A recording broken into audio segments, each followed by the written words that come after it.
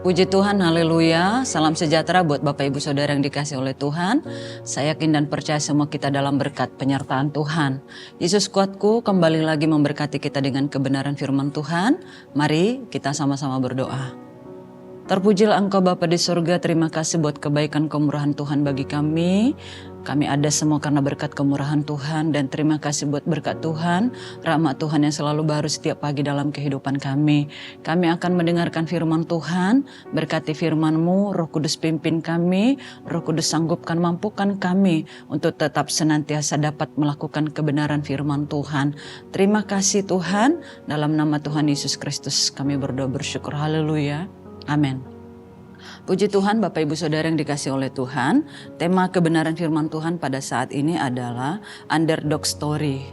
Artinya kisah tentang seseorang atau tim yang dianggap lemah, tidak diunggulkan dalam situasi dan tidak muncul dalam sebuah kompetisi, tetapi justru berhasil melawan semua ekspektasi dan berhasil sukses. Jadi underdog story ini adalah tentang kemenangan orang-orang yang direndahkan, diremehkan, dan tidak dianggap sama sekali. Kita buka Alkitab kita di dalam 1 Korintus 1 ayat 27 sampai 28. Demikian firman Tuhan.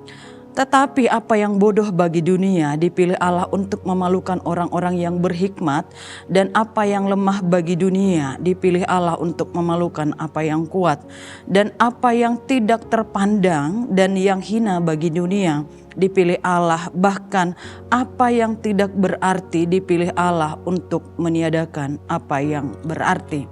Bapak Ibu Saudara, kalau kita melihat bahwa latar belakang di ayat ini, ayat 18 dan 25, di situ kita bisa melihat bahwa berita tentang salib bagi orang-orang Yahudi merupakan suatu hal yang dianggap sebagai kelemahan. Dan bagi orang-orang Yunani, salib juga dianggap sebagai suatu kebodohan.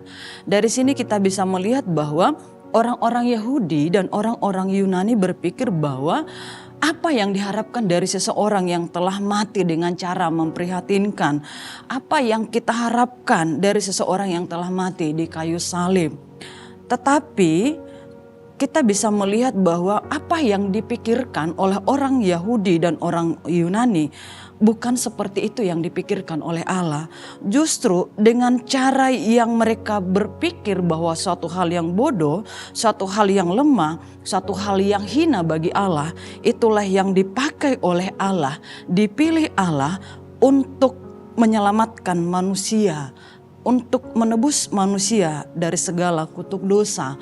Kita bisa melihat di dalam kitab Galatia 3 ayat yang ke-13, di situ dikatakan Kristus telah menebus kita dari kutuk hukum Taurat dengan jalan menjadi kutuk karena kita, sebab ada tertulis, terkutuklah orang yang tergantung pada kayu salib. Apa yang dianggap oleh orang begitu terkutuk, dianggap orang begitu hina, tetapi itulah yang dikerjakan oleh Allah supaya manusia tidak mengalami kebinasaan. Dari ayat pokok kita bisa melihat bahwa standar Allah dan penilaian Allah sangat berbeda dengan penilaian manusia. Di situ dikatakan, tetapi apa yang bodoh bagi dunia. Dari ayat ini kita bisa melihat bahwa ayat ini menunjuk kepada mereka yang bodoh di dalam hal pengetahuan, dan juga mereka mengalami kemiskinan di dalam kedudukan.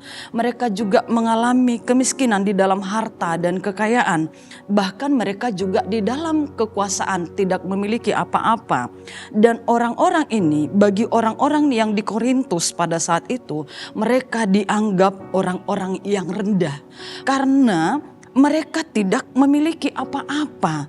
Sehingga ketika pada saat itu orang-orang menganggap mereka orang-orang bodoh, tidak memiliki apa-apa, justru merekalah yang dipilih oleh Allah untuk menyatakan kuasa Allah. Inilah yang dipilih oleh Allah, dipakai oleh Allah untuk mempermalukan orang-orang yang merasa dirinya paling pintar, merasa dirinya paling kaya, merasa dirinya paling orang berhikmat, bahkan merasa dirinya paling memiliki segala-galanya. Orang-orang yang tidak dianggap tadi, orang-orang yang bodoh, orang-orang yang tidak memiliki apa-apa, ini dipakai oleh Allah untuk menyadarkan manusia yang merasa lebih tadi, merasa mereka memiliki segala-galanya, yang dipakai oleh Allah untuk menyadarkan mereka bahwa apa yang mereka miliki, hikmat yang mereka miliki merupakan tidak ada apa-apanya di hadapan Tuhan.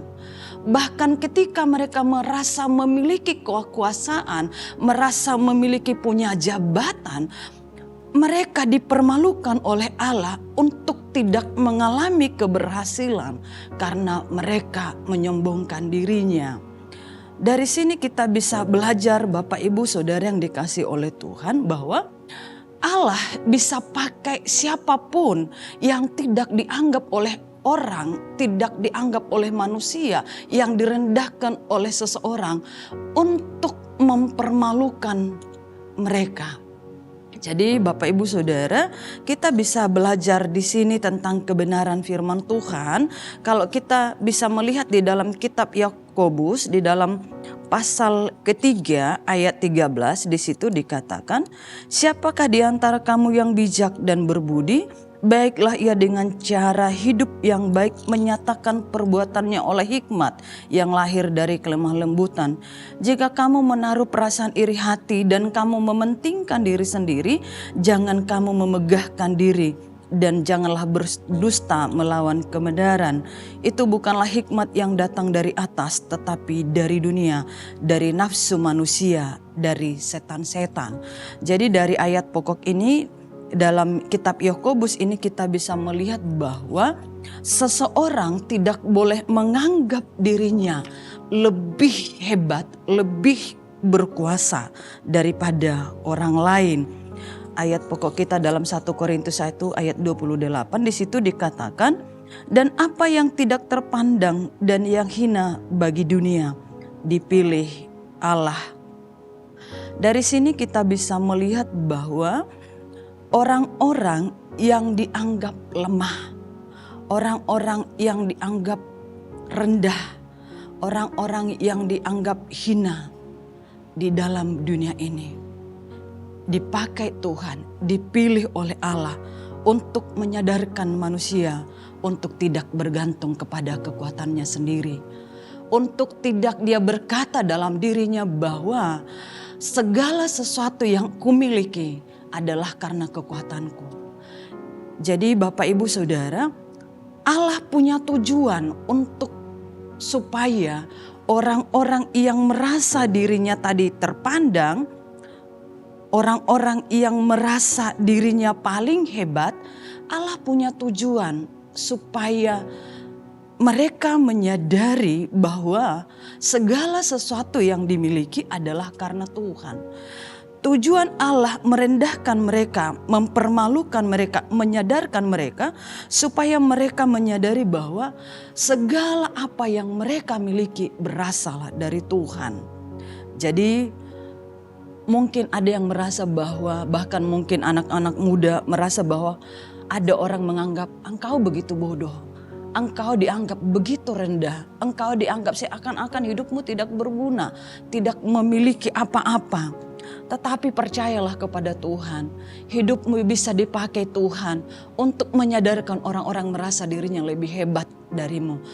Jadi Bapak Ibu Saudara yang dikasih oleh Tuhan, firman Tuhan mengajarkan kita pada saat ini, siapapun bisa dipakai oleh Tuhan, bahkan orang yang tidak dianggap dunia ini, orang yang direndahkan dunia ini bisa dipakai oleh Tuhan untuk mempermalukan orang-orang yang merasa dirinya lebih hebat, lebih wow dalam segala sesuatunya. Jadi firman Tuhan menjadi perenungan kita pada saat ini. Ayat 29 dalam 1 Korintus 1 di situ dikatakan, supaya jangan ada seorang manusia pun yang memegahkan diri di hadapan Allah. Mari rendahkan dirimu di hadapan Tuhan. Jangan menganggap dirimu lebih hebat daripada yang lain. Karena orang yang kita anggap tidak bisa berbuat apa-apa, bisa Tuhan pakai untuk dia menjadi orang yang berhasil, orang yang sukses dalam segala sesuatunya. Demikian firman Tuhan, kita berdoa. Terpujilah Tuhan, Engkau baik, sangat baik bagi kami. Tuhan sanggup mengangkat setiap orang-orang yang lemah. Tuhan sanggup menyatakan kuasa-Mu bagi setiap orang-orang yang tidak terpandang, orang-orang yang dianggap hina. Tuhan sanggup mengangkat mereka supaya kemuliaan Allah, supaya kebesaran Tuhan nyatakan dalam setiap kehidupan mereka ketika mereka mengandalkan Tuhan di dalam setiap hidupnya. Berkati firman-Mu bagi kami, biarlah kami, Tuhan ajar kami untuk tetap selalu tidak memegahkan diri di hadapan Tuhan. Kalaupun kami bermegah, biarlah bermegah karena Tuhan. Terima kasih Tuhan. Dalam nama Tuhan Yesus Kristus kami berdoa bersyukur. Haleluya. Amin. Bersama Yesus, aku kuat. Haleluya. Amin.